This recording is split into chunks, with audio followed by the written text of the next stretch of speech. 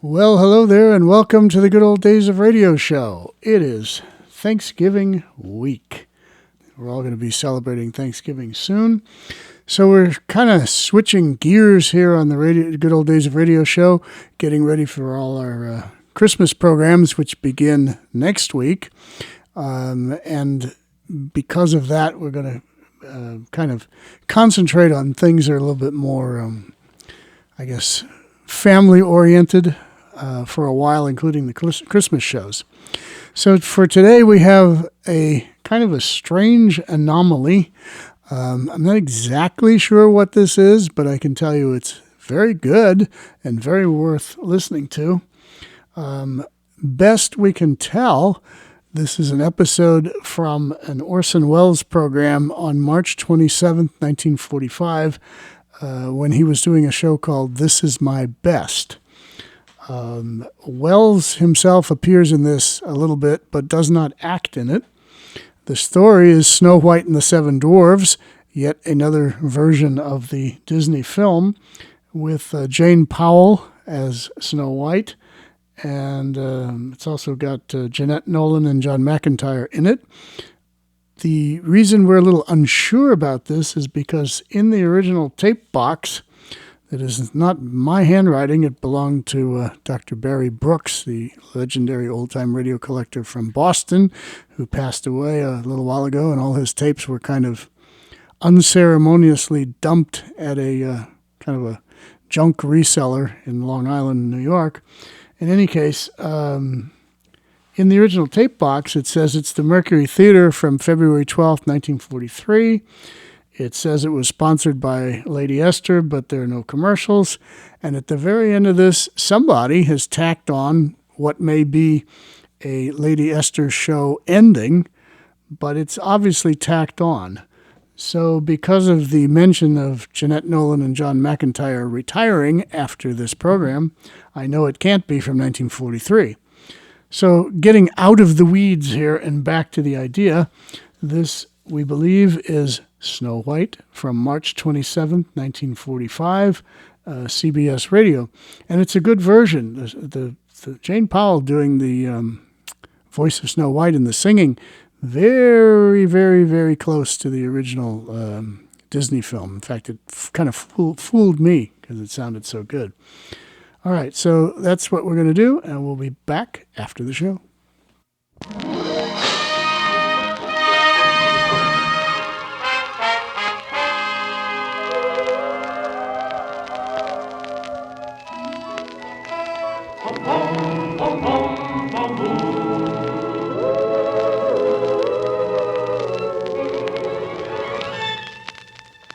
Once upon a time in the middle of winter, when the flakes of snow were falling like feathers from the sky, a queen sat at a window sewing.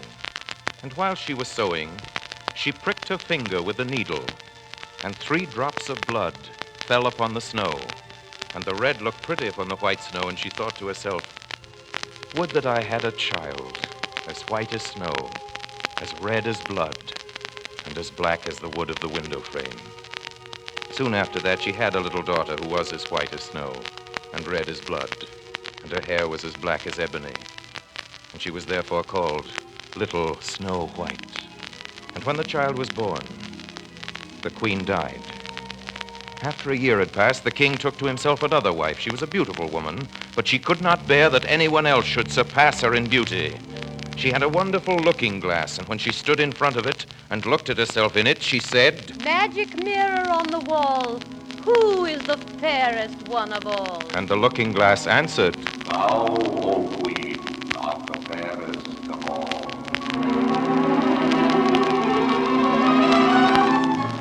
But Snow White was growing up and grew more and more beautiful.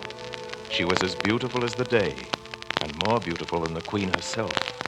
And finally the queen asked her looking glass, "Magic mirror on the wall, who is the fairest one of all?" And the looking glass answered, "Famed is thy beauty, Majesty, but hold, a lovely maid I see. Alas, she is more fair than thee." "Alas for her! Reveal her name." "Lips red as rose, hair black as ebony, skin white as snow. Snow White! At this, the wicked queen locked Snow White away in a distant wing of the castle and dressed her in rags, that none might learn of her beauty. But in the walled garden outside Snow White's room was a wishing well, and there each day she would walk with her friends, the birds, who came from far away to listen to her song. I'm wishing for the one I love to find me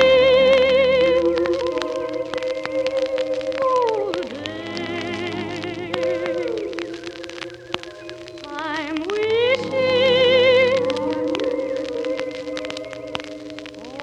the one I love to find me.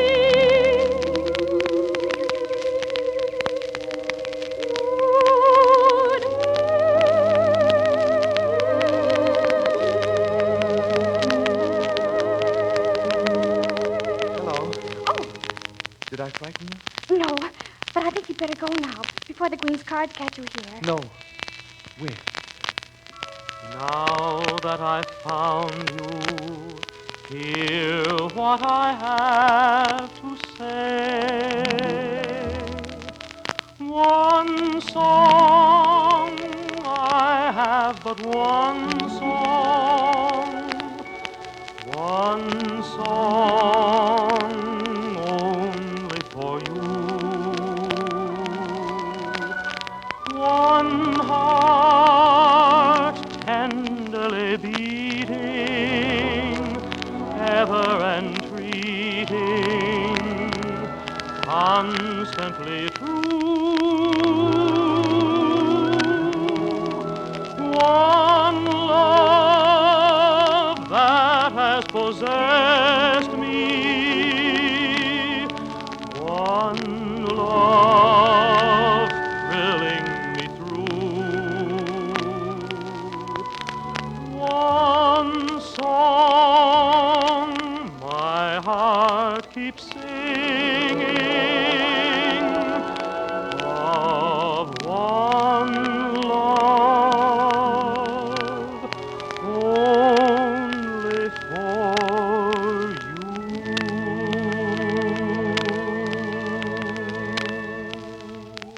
It was not long before word came to the queen that a prince of a mighty neighboring realm had sought out Snow White and declared his love for her. When she heard that, she turned green and then yellow with jealous rage and summoned a faithful huntsman to do her despicable bidding. Take her far into the forest. Find some secluded glade where she can pick wild flowers. Yes, Your Majesty. And there, my faithful huntsman, you will kill her. But Your Majesty, the little princess... To make doubly sure you do not fail, bring back her heart to me in this jeweled casket. Her heart, Majesty? Her heart. And so the huntsman took Snow White into the forest to do as the queen had bid him to do. Deeper and deeper the path ran, into the glades at the very depths of the forest, where the sun seldom penetrates, and the day is like a fetid midnight, in the reek of rotting leaves. And when they had got there, the huntsman drew forth his knife and held it above her. Forgive me. I beg of your highness, forgive me. Why, I don't understand. She's mad with jealousy. She'll stop at nothing. But who? Queen, your stepmother. Commanded you to kill me? Yes. Run. Hide. Hide. Where can I go? Through the woods, over the 7 hills, anywhere. But I don't know the way. It's no matter. Go quickly. Run. Run away. Hide! Now Snow White began to run.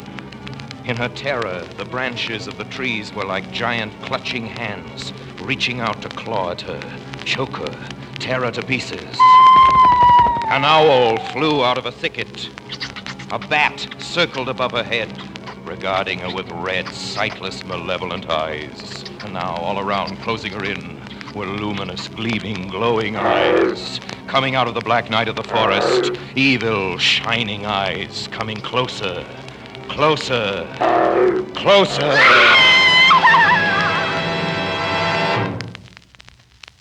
And when they came still closer, Snow White was ashamed that she'd been so frightened. For now, as the dawn came up, she saw that the shining eyes had belonged to the gentlest animals of the forest, and her scream of terror had sent them scampering for cover. Please don't run away. I won't hurt you. But you don't know what I've been through, and all because I was afraid. But I'm so ashamed of the fuss I made. What do you do when things go wrong? You sing a song?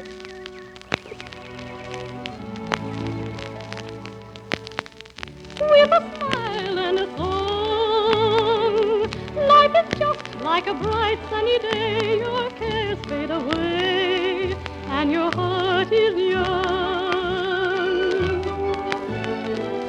With a smile and a song, all the world seems to waken anew, rejoicing with you as the song is sung. There's no use in grumbling when raindrops come tumbling. Remember, you're the one who can fill the world with sunshine. When you smile and you sing, everything is in tune and it's spring and life flows along. With a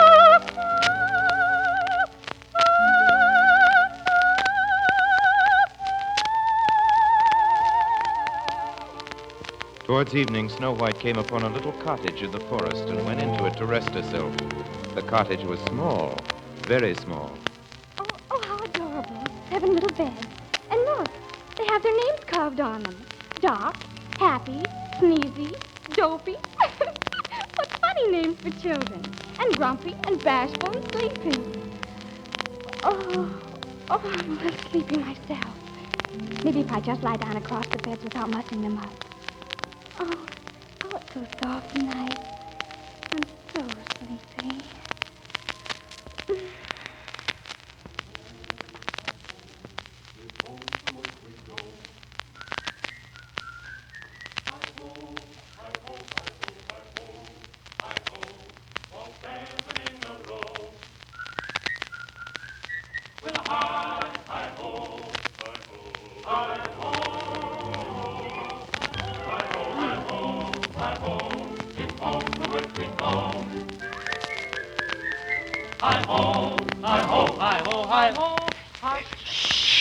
Shut up!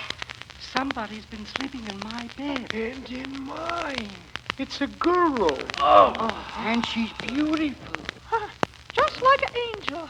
Angel. Huh. She's a female. And all females is poison. Not so loud. You'll wake her up. Oh, let her wake up. She don't belong here nohow.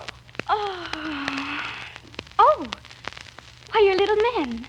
How do you do? I said, how do you do? How do you do what? Oh, you can talk. I'm so glad. Now, don't tell me who you are. Let me guess. I know. You're Grumpy. And you're Doc. Why, yes. Why, that's true. And you're Bashful. Yeah, that's him. Just a little. And you, Me? Oh, you're Sleepy. how'd you guess? And you're Sneezy. Not that time. Oh, Sneezy. And you must be. You're happy, man. That's me. And this here is Dopey. He don't talk none. You mean he can't? He don't know. He never tried. Shut up, all of you. Shut up. Now, you young lady, we know who we are. Who are you? I'm Snow White. Snow White, the princess. Yes, and please don't send me away. If you do, she'll kill me. Who? My stepmother's the queen. Well, then, I guess we better let you stay. Oh, you won't be sorry. I'll keep house for you. I'll wash and sew and sweep and cook and... Cook? And I can also tell stories. Tell us a story now. Well, what kind of story would you like? A A true story. A love story. Well, Yes? well, once there was a princess, and she fell in love. Was it hard to do? Oh, no, it was very easy. Anyone could see that the prince was charming. The only one for me. Did he say he loved you? Did he steal a kiss, huh? No, No? no. He was so romantic. I couldn't resist him. Someday my prince will come. Someday I'll find my love, and I'll know him every beat. For my heart will start skipping a beat. He'll whisper, I love you, and steal a kiss or two, and the birds will sing, and wedding bells will ring. Someday when my dreams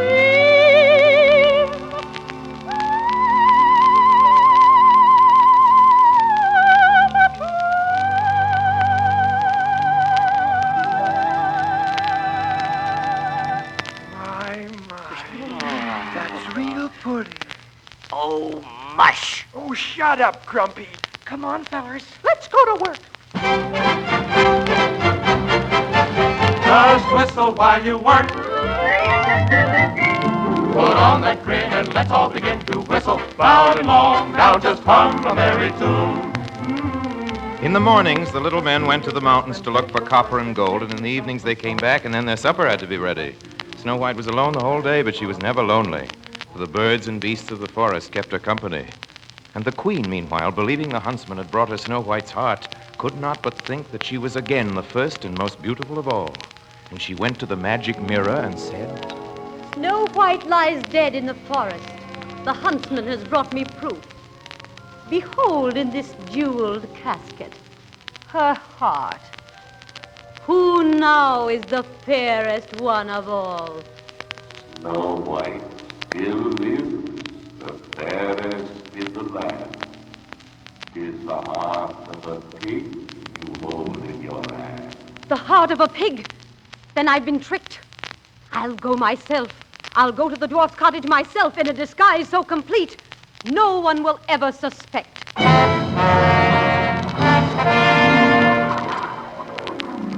Now a formula to transform my beauty into ugliness. Change my queenly raiment to a peddler's cloak. Mummy dust to make me old.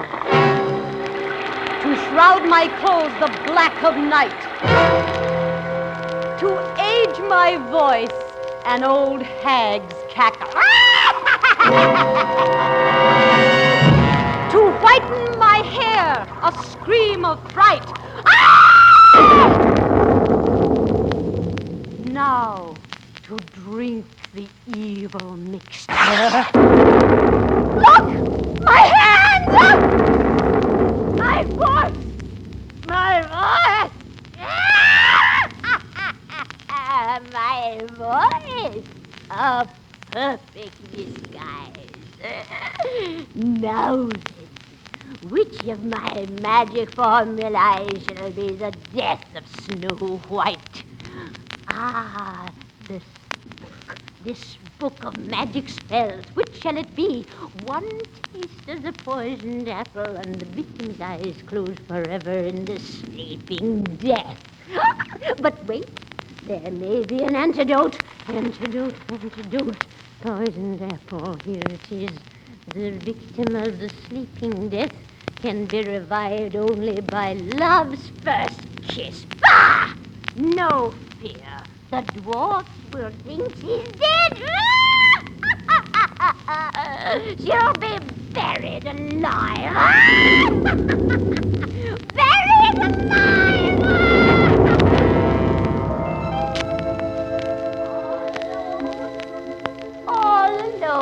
my pet? Why, yes, I am, but... The little men are not here? No, they're not. Oh, making pies? Yes, gooseberry pies. It's apple pies that make the men folks' mouths water. Pies made from apples, like these. Oh, they do look delicious. Yes, but wait till you taste one, dearie. Well, thank you, but I don't think Oh, this, my pretty one, is no ordinary apple. This is a wishing apple.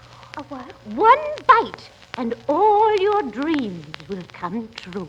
No, I promised I wouldn't let Oh, anybody... maybe there's someone you love. Well, what if there is? I thought so. Ha! Take the apple, dearie, and make your wish. I wish... That's it. Go on.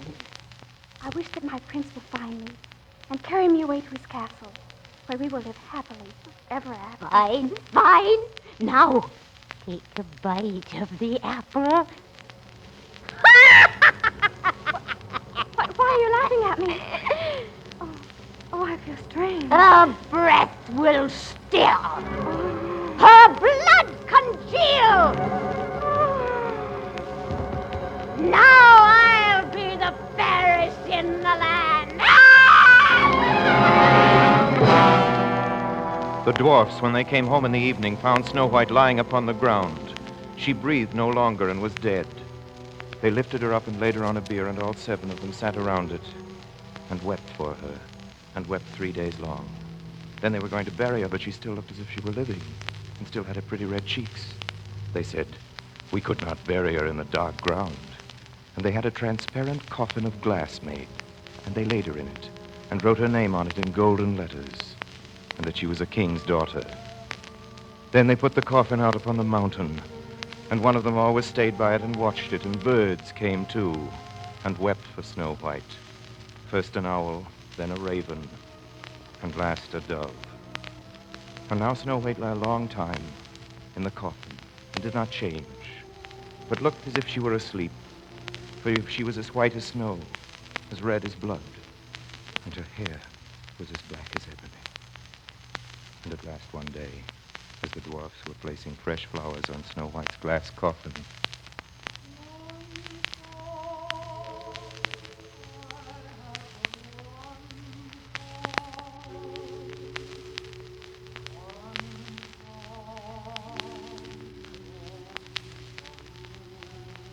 Listen. What's that? Be quiet. It's only somebody singing up the mountain. But, ain't that the song Snow White said a prince used to sing? Maybe he heard about Snow White and decided to come and see her. What if he don't know? Who's gonna tell him?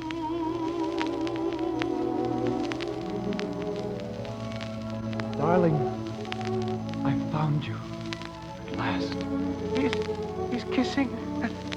He don't know. Well, tell him, Doc. Hey, she's moving. She's waking up. Oh, darling, you were only sleeping after all. Have I been sleeping long? Forever, it seemed. Then I found the antidote for the old witch's poisoned apple. First kiss of love. The first kiss of love. One love that has possessed me. One love filling me through. One song my heart keeps singing. Of one love only for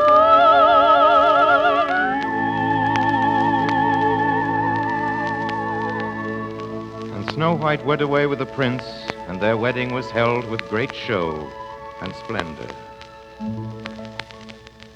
But Snow White's wicked stepmother was also bidden to the feast. When she had arrayed herself in beautiful clothes, she went before the looking-glass and said, Mirror, mirror on the wall, who is the fairest one of all? and the glass answered, O Queen, of all here, the fairest art thou. but the young queen is fairer by far as I trow. Then the wicked woman uttered a curse so dreadful that the mirror shattered into 1,000 pieces, and where the queen had stood was only a heap of ashes, from which black spiders crawled and scuttled off into the night. And Snow White and her prince lived a long, long time and had all the happiness they wanted as long as they lived. The end.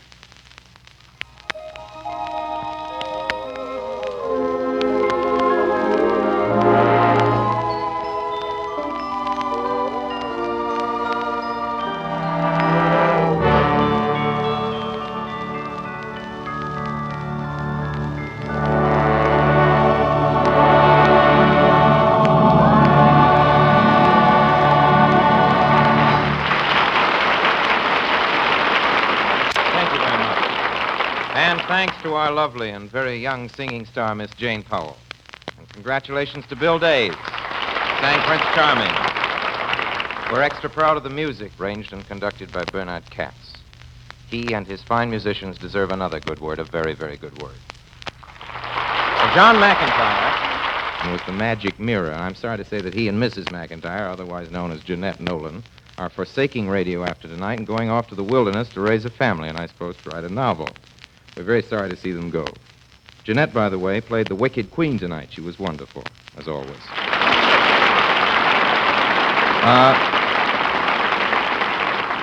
For the record, I think we ought to admit that in the tale as told by the Grimm brothers, from whom we borrowed pretty heavily tonight, there's a grisling closing sequence with some business by the Wicked Queen dancing at Snow White's wedding in red-hot shoes. Ladies and gentlemen, we do hope you're going to like our program. And we hope you'll let us come to your home to entertain you next week at the same time. Till then, speaking for Lady Esther and everybody in the Mercury Theatre, I remain, as always, obedient to yours. And me too, Jiminy Cricket. From now on, I remain obediently his.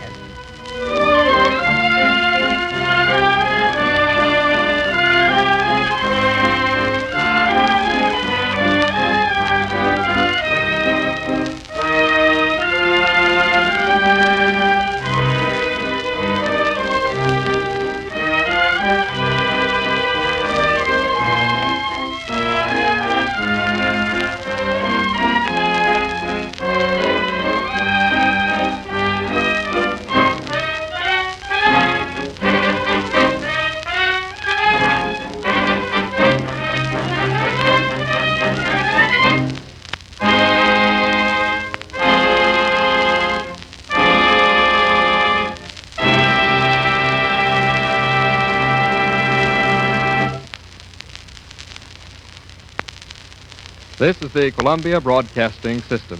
KSFO dialed at 560 San Francisco. Okay, once again, anything that Orson Welles is involved in is usually top-notch radio, and this one did not disappoint. Definitely is a nice condensed version of the film cartoon Snow White and the Seven Dwarfs. Coming up on Thursday, we have another Disney-related program for Thanksgiving. It will be the Walt Disney 10th anniversary program. And we'll tell you all about that on Thursday. So in the meantime, get ready for turkey on Thursday, and we will see you then. This is John Tufteller and the Good Old Days of Radio Show. Goodbye.